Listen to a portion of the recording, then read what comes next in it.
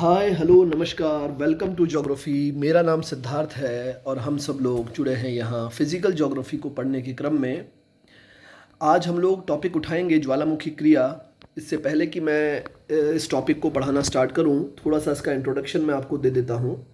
सबसे पहले तो ज्वालामुखी क्रिया फिजिकल ज्योग्राफी या यूँ कहें कि भौतिक भूगोल का एक टॉपिक है जो कि बीए पार्ट फर्स्ट, बीए प्रथम वर्ष, स्नातक प्रथम वर्ष और एमए पूर्वार्ध में भू आकृति विज्ञान का एक टॉपिक निश्चित किया गया है सिलेबस में।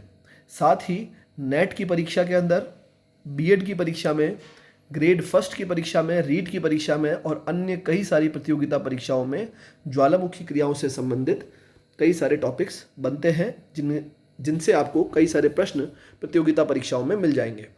तो यहाँ बीए पार्ट फर्स्ट और एमए पूर्वार्ध, एमए प्रीवियस के विद्यार्थियों के लिए यह टॉपिक स्टार्ट किया गया है, ज्वालामुखी क्रियाएं। तो ज्वालामुखी क्रियाएं किसे कहते हैं, जस्ट अभी आपने वीडियो स्टार्ट होने से पहले अभी आपने देखा है। ज्वालामुखी को आपने कई बार टीवी पे देखा होगा और जिन जिन विद्यार्थियों ने नहीं भी देखा है उनके लिए मैंने एक वीडियो चलाया था।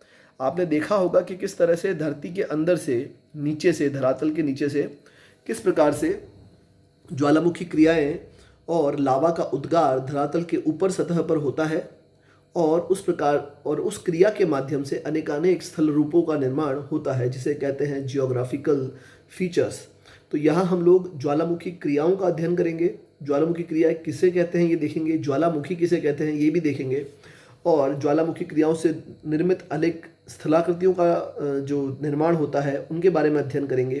ज्वालामुखी के प्रकार कौन कौन से हैं उन्हें देखेंगे और इससे संबंधित जितनी भी टर्मिनोलॉजी है, जितने भी शब्द हैं, जितनी भी शब्दावलियां हैं ज्वालामुखी से संबंधित, उन सभी का अध्ययन हम लोग इस वीडियो के माध्यम से करेंगे।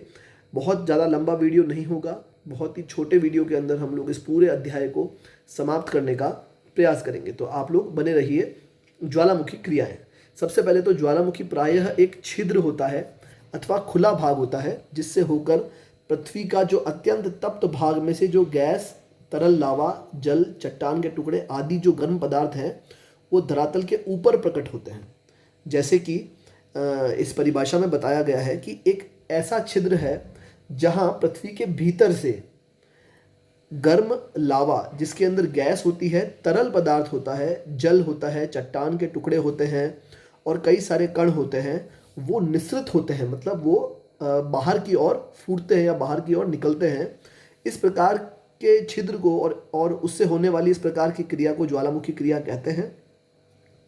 फिर हम लोग बात करते हैं कि ज्वालामुखी उद्गार से निर्मित स्थलाकृतियों में जो भी स्थलाकृतियां बनती है वो इसमें से निसृत जो पदार्थ हैं उस पर निर्भर करेगी कि किस प्रकार की स्थलाकृतियां बनेगी। जैसे अगर राख की मात्रा, धूल के कणों की मात्रा अधिक है तो अलग प्रकार की स्थलाकृति बनेगी, जलवाष्प की मात्रा अधिक है तो अलग प्रकार की स्थलाकृति बनेगी, तरल की मात्रा अधिक है तो स्थलाकृति अलग अलग प्रकार की बन सकती है।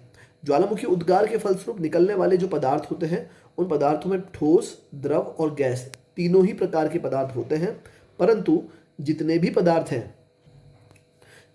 पदार्थ हैं उनमें 80 से 90% जलवाष्प होती है। अगर इस प्रकार का प्रश्न प्रतियोगिता परीक्षा में पूछ लिया जाए तो आप जलवाष्प पर टिक कीजिएगा कि ज्वालामुखी उद्गार के समय और उससे निसृत पदार्थों में सबसे अधिक मात्रा किस पदार्थ की होती है या कौन सा तत्व सबसे अधिक होता है, तो आप बोलेंगे जलवाष्प।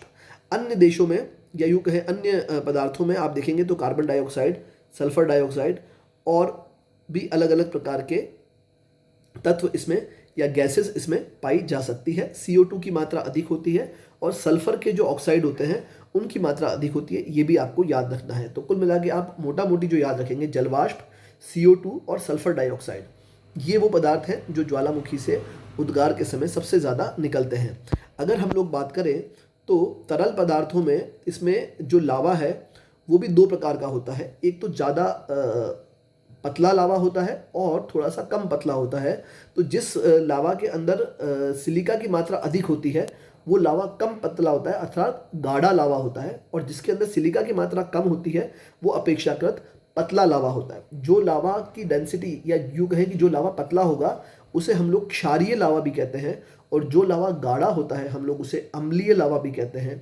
फिर फिर जो अम्लीय लावा है और क्षारीय लावा है, इनसे भी फिर अलग अलग स्थल रूप बनते हैं, जिन्हें हम लोग आगे देखेंगे। फिलहाल आपको सिर्फ इतना याद रखना है कि लावा भी फिर दो प्रकार का होगा।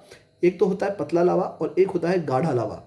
तो जो गाढ़ा वाला लावा है इसे कहते हैं क्षारीय लावा, और जो पतला लावा है इसे कहते हैं अम्लीय लावा। तो इस प्रकार से ज्वालामुखी के अंदर से जब हम लोग लावा जब निकलता है, तो लावा के साथ साथ गैस जलवाष्प, उन गैसेस में कार्बन डाइऑक्साइड, सल्फर डाइऑक्साइड, जलवाष्प के अतिरिक्त कई सारे ठोस चट्टानी कण भी वहाँ से टूट के और फट के बाहर निकलते हैं, और उस प्रकार के चट्टानी टुकड़ों को पाइरोक्लास्ट कहा जाता है। क्या कहा जाता है? पाइरोक्लास्ट।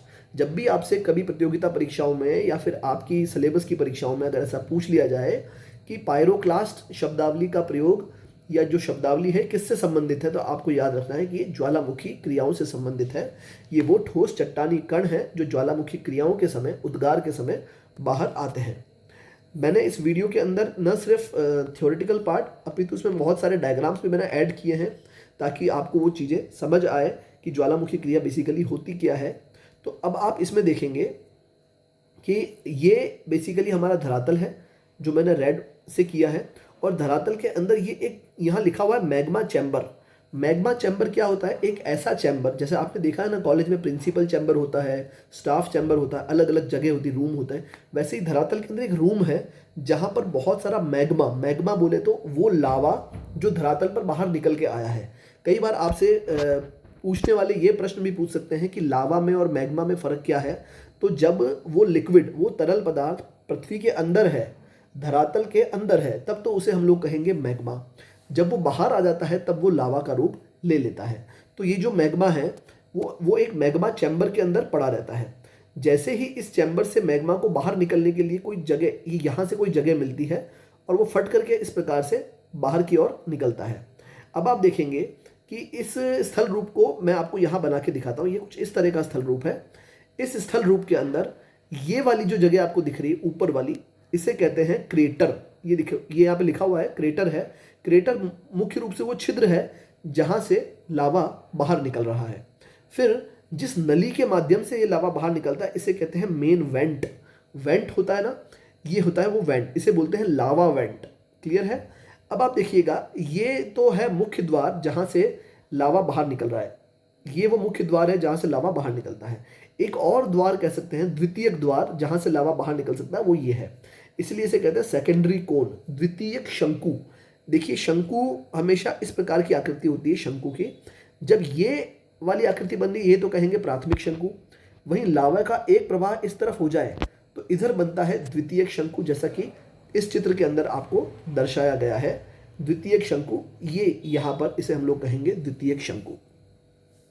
अब आप देखिएगा, ये जो आपको क्लाउड दिख रहा है, जहाँ पर आपको धुएं जैसा कुछ दिख रहा होगा, जिसमें धूल के कण, गैस के कण, जलवाष्प है, और सबसे ज़्यादा तो मात्रा राख की होती है, अतः इसे राख के बादल कहा जाता है। इंग्लिश में बोले तो ऐश क्लाउड कहा जाता है। चट्टानी टुकड़े जो आपको यहाँ पर दिखेंगे ब्लैक ब्लैक डॉट्स, इन्हें कहते हैं पायरोक्लास्टिक फ्लो, मतलब इसे बोलते हैं पायरोक्लास्ट। जैसा कि मैंने अभी आपको बताया जस्ट एक लाइन पहले कि ज्वालामुखी का जो उद्गार होता है, निसार होता है, इसमें से जब चट्टानी टुकड़े टूट के निकलते हैं तो मोटे मोटे चट्टानी टुकड़ों को कहते हैं पायरोक्लास्ट। फिर वॉल्केनिक बॉम्ब्स नाम की एक चीज़ होती है। बॉम्ब देखा होगा आपने, बॉम्ब के बारे में, बॉम्ब फटता है। जब ये पायरोक्लास्ट जो छोटे छोटे चट्टानी टुकड़े होते हैं, बड़े बड़े टुकड़ों के रूप में जब बाहर निकलते हैं, इन्हें वॉल्केनिक बॉम्ब्स कहते हैं। आई होप आपको ये डायग्राम समझ में आया होगा। छोटी मोटी जो टर्मिनोलॉजी है, शब्दावली है, आपको इस चित्र के माध्यम से समझ में आई होगी कि मैग्मा चैम्बर किसे कहते हैं, ऐश क्लाउड क्या होता है, क्रेटर किसे कहते हैं, पायरोक्लास्ट क्या होता है, द्वितीय कोन या द्वितीय शंकु किसे कहेंगे, प्राथमिक शंकु किसे कहेंगे, वॉल्केनिक बॉम्ब्स किसे कहते हैं, मेन वेंट क्या होती है। ये जो सारी की सारी शब्दावली है, ये ज्वालामुखी से संबंधित शब्दावलियाँ हैं। अब हम लोग पढ़ेंगे अगला, ज्वालामुखी उद्गार की प्रवृत्ति के आधार पर उसका वर्गीकरण। बेसिकली जब हम लोग ज्वालामुखी को पढ़ते हैं तो उसका वर्गीकरण किया जाता है। वर्गीकरण भी फिर उसके दो आधार पर किया जाता है। उसकी प्रवृत्ति कैसी है, अचानक से फूट के निकलने की प्रवृत्ति है या धीरे धीरे दरार के माध्यम से निकलने की प्रवृत्ति है।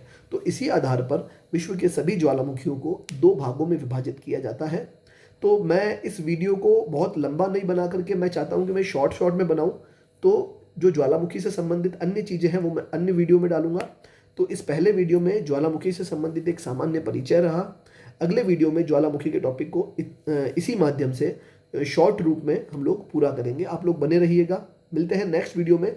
ज्वालामुखी के वर्गीकरण को हम लोग पढ़ेंगे और ज्वालामुखी के प्रकार कौन कौन से होते हैं उसको करके चैप्टर को ख़त्म करेंगे। मिलते हैं नेक्स्ट वीडियो में। Thank you very much. बने रहिएगा।